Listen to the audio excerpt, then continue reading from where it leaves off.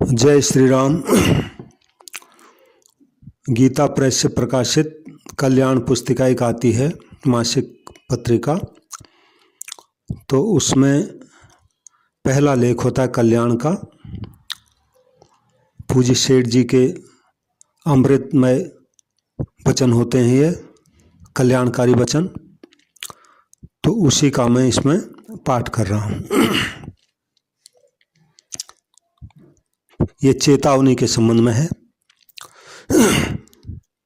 सभी श्रोताओं से मेरी विनती है कि इस चैनल को सब्सक्राइब करें और इन कथाओं को, प्रवचनों को संतों के शेयर करें। सबका मेरे चैनल में स्वागत है। सबको मेरा नमस्कार। सेठ जी की वाणी है, याद रखो संसार में सभी सुख चाहते हैं, परंतु किसी को पूर्ण अखंड स्थायी सुख नहीं मिलता। सुख के लिए भटकते भटकते जीवन बीत जाता है और सुख आगे से आगे सरकता जाता है।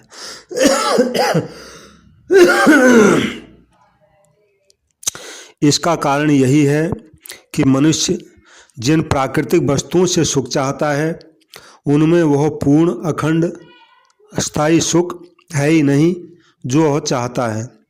अतएव यदि तुम सुख चाहते हो तो पूर्ण अखंड नित्य सत्य सुख स्वरूप भगवान को भजो।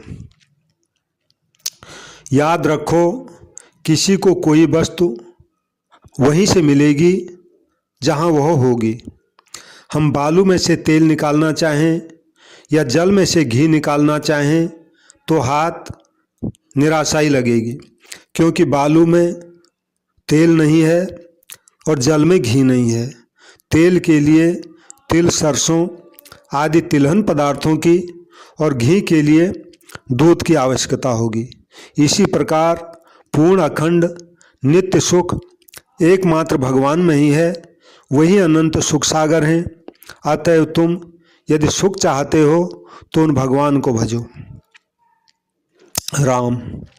याद रखो भगवान को भजने का अर्थ यह है कि जिस प्रकार भोगों की इच्छा से तुमने भोगों को आत्मसमर्पण कर रखा है, उसी प्रकार भगवान को आत्मसमर्पण करो। भोगों में जैसी सहज स्वाभाविक प्रीति है, वैसी ही सहज स्वाभाविक प्रीति भगवान में करो। जय श्री राम। याद रखो भगवान के समान अकारण प्रीति करने वाला, सुहृद, भली बुरी सभी परिस्थितियों में आश्रय देकर अभय करने वाला दयालु और कोई भी नहीं है। भगवान सुहृद होने के साथ ही सर्वशक्तिमान और सर्वज्ञ भी हैं। उनके प्रति आत्मसमर्पण करने पर उनके प्रत्येक विधान में उनकी परम मंगलमयता के दर्शन होंगे। उनका दिव्य स्पर्श प्राप्त होगा। इससे सारे दुखों का अवसान हो जाएगा। जय श्री राम। याद रखो सुख दुख किसी भी परिस्थिति में प्राणी में या पदार्थों में नहीं है, वह है हमारे मन की प्रतिकूल और अनुकूल भावना में है। हम जहाँ प्रतिकूलता पाते हैं वहीं दुखी हो जाते हैं, जहाँ अनुकूलता देखते हैं वहीं सुख का अनुभव करते हैं। ये सुख दुख प्रतिकूलता अनुकूलता की कमी बेशी के साथ ही घटते बढ़ते हैं और प्रतिकूलता अनुकूलता का भाव बदल जाने या न रहने पर बदल जाते हैं या नष्ट हो जाते हैं। आज जो वस्तु तुम्हें प्रतिकूल भाव होने के कारण दुखदायिनी दिखती है, वही कल अनुकूल भाव होने पर सुख देने वाली बन जाएगी। जय श्री राम। याद रखो श्री भगवान के प्रति आत्मसमर्पण करने पर तुम्हें सर्वत्र भगवान की मंगलमयी आनंदमयी कृपा के दर्शन होंगे। उनके प्रत्येक विधान में जो फल रूप में तुम्हें प्राप्त होता है मंगलमयता के कारण अनुकूलता के दर्शन होंगे। प्रतिकूलता कहीं रहेगी ही नहीं और तुम हर हालत में सुखी, परम सुखी हो जाओगे। जय श्री राम। याद रखो, जगत द्वंद्वमय है। सुख दुख, मान अपमान, निंदा स्तुति, लाभ हानि, प्रिय अप्रिय, शुभ अशुभ आदि परस्पर विरोधी दो भावों से परिपूर्ण धारणा ही जगत है। भगवान एक है, सम है। सारे द्वंद्वों में वे ही एक पूर्ण हैं। सारे द्वंद्व उन्हीं के आधार पर कल्पित हैं और सारे द्वंद्वों में उन्हीं का आत्म प्रकाश है, या सारे द्वंद्व उन्हीं की माया अथवा उन्हीं की लीला है।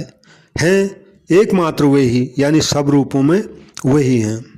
अतएव उन्हें आत्मसमर्पण करने पर इन द्वंद्वों के स्थान पर भगवान या भगवान की अभिन्न स्वरूपा लीला के दर्शन होंगे।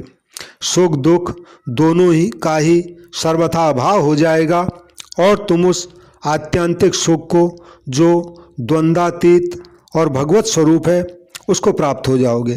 तुम्हारा जीवन धन्य तथा सफल हो जाएगा। अतः तुम ऐसा पूर्ण, अखंड और नित्य सुख चाहते हो तो सर्वात्मा भगवान को ही भजो। शिव। जय श्री राम, जय श्री राम, जय श्री राम।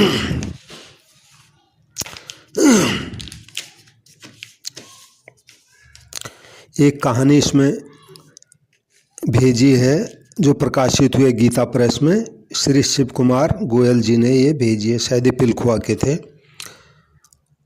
तो कहानी है, मुस्लिम संत तालमुद के यहाँ उनसे दुआ लेने वालों का तांता लगा रहता था।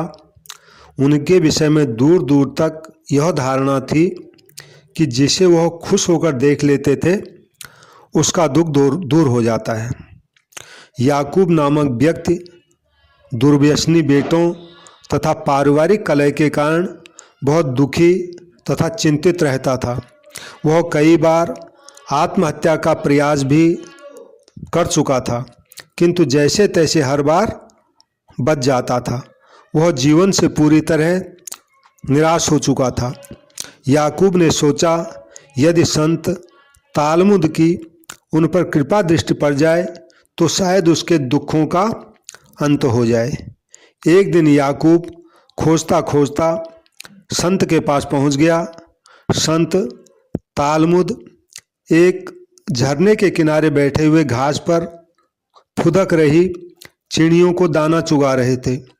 फुदकती चिड़ियाँ उनके सिर एवं कंधों पर आ बैठती तो वे उन्हें हाथ में लेकर जोर से हंसते तथा नाचने लगते। याकूब के मुरझाए चेहरे को देखते ही तालमुद समझ गए कि यह कोई दुखी व्यक्ति है। उन्होंने उसके कंधे पर हाथ रखा तथा कहा, इन मूक तथा निश्चल प्राणियों को दाना खिलाकर इनकी संतुष्टि से जो असीम आनंद मिलता है वह फरेबी और मतलबी संतान को खुश रखने में जीवन खपा देने से कभी नहीं मिल सकता। याकूब इन वाक्यों का अर्थ समझ चुके थे। उसी दिन से उन्होंने अपने व्यसनी पुत्रों तथा पत्नी का मोह त्याग दिया तथा अपना जीवन अनाथ और बीमार बच्चों की सेवा में लगाने का संकल्प कर लिया। अब वे पूरी तरह तनाव मुक्त होकर आनंदमय जीवन जीने लगे थे। जय श्री राम, जय श्री राम। पुनः सबसे प्रार्थना है इस चैनल को सब्सक्राइब करें और कथा को शेयर करें। जय श्री राम, जय श्री राम।